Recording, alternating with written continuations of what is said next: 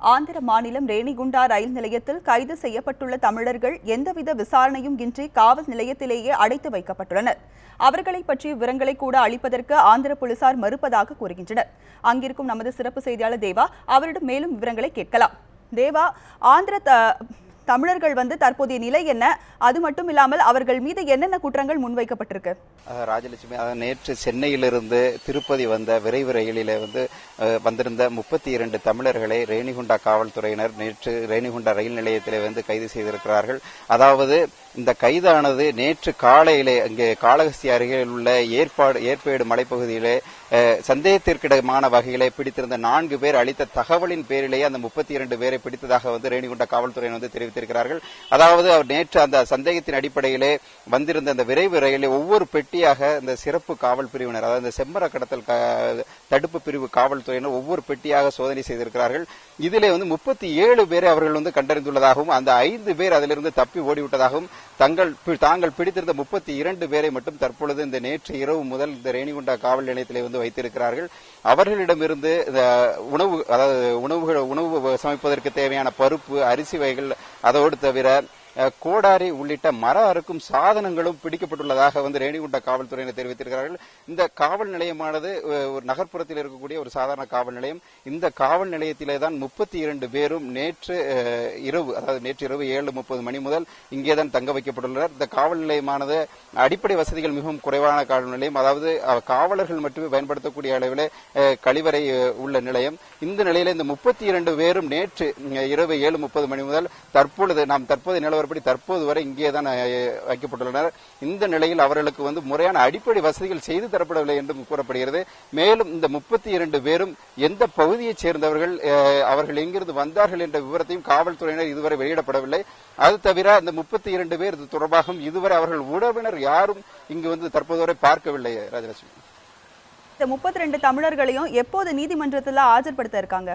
தற்பொழுது இங்க ரேணிகுண்டா காவல்துறையிடம் நாம் விசாரித்த பொழுது உயர் அதிகாரிகள், அதாவது காவல்துறை உயர் அதிகாரிகள் இங்கு வந்த பிறகு அவர்கள் மேலும் அடுத்த கட்ட விசாரணை நடத்திய பிறகு அருகே உள்ள திருப்பதி நீதிமன்றத்தில் அவர்களை ஆஜர்படுத்துவதாக தெரிவித்திருக்கிறார்கள். அதாவது அநேகமாக இன்று நண்பகல் அல்லது மாலைக்குள்ளாக நீதிமன்றத்தில் ஆஜர்படுத்துவதற்கான வாய்ப்புகள் இருக்கிறது. ராஜலட்சுமி, தேவா, இந்த 32 தமிழர்களையும் ஒரு ஏஜென்ட் அழைத்து சென்றிருப்பாங்க. அவரை பத்தி ஏதேனும் தகவல் தெரிய வந்திருக்கா? இது குறித்து காவல்துறையினர் என்ன தெரிவிச்சிருக்காங்க?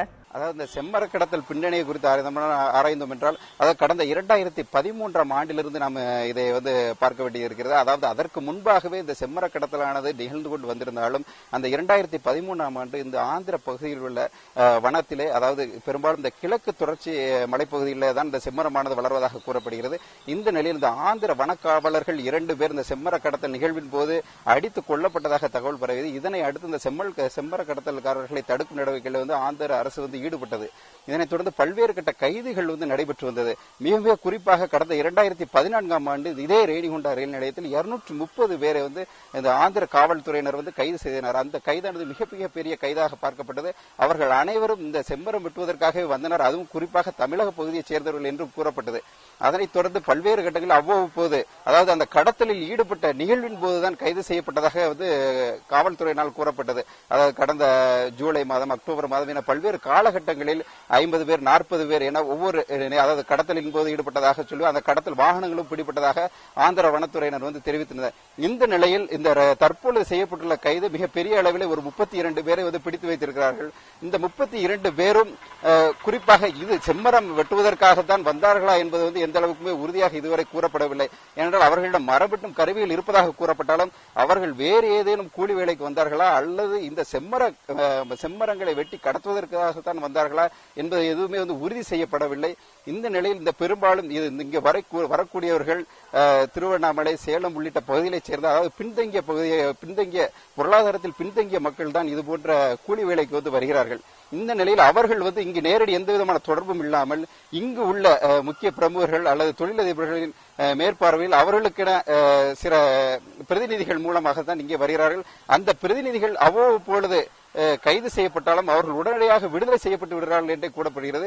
குறிப்பாக இதில் அதிகமாக சிக்குபவர்கள் இந்த கூலி தொழிலாளர்கள் தான் இதில் சிக்குவதாக கூறப்படுகிறது. இந்த 32 பேரையும் யார் அழைத்து வந்தார்கள் என்ற விவரம் இதுவரை தெரிவிக்கப்படவில்லை. இதற்கு முன்பாகவும் பல்வேறு கட்ட நிகழ்வுகளிலும் அவர்களை அழைத்து வந்தவர்கள் குறித்த விவரம் முழுமையாக தெரிய வரவில்லை என்றே கூறலாம். ராஜலட்சுமி, தேவா, உங்களுடைய தகவல்களுக்கு நன்றி.